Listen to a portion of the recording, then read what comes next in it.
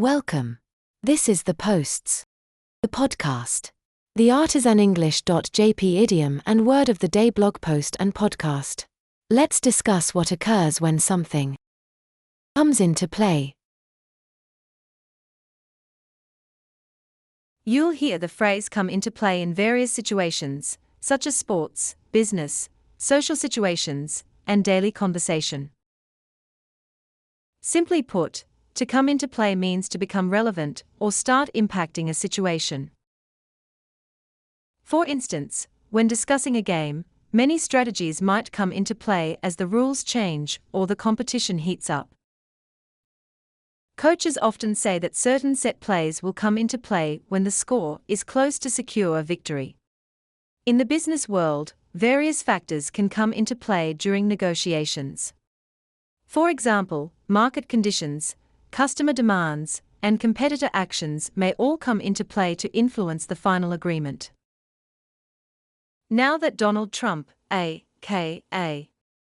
Tariff Man, is POTUS, understanding what factors are in play is essential for making informed decisions.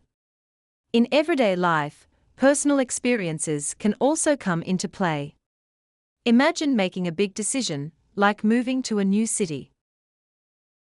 Your job prospects, family ties, and interests will come into play as you weigh your options. It's essential to recognize the various elements that affect your choices. When planning a trip, weather conditions also come into play. You might choose your destination based on the forecast or season, proving how this phrase applies to travel. Traveling to Osaka in August is not something people should do without researching the weather conditions. How does 38 degrees Celsius and 85% humidity sound to you? Likewise, people do not visit Canada on a whim in January. Believe me, the bitter cold will come into play as soon as you step outside the airport.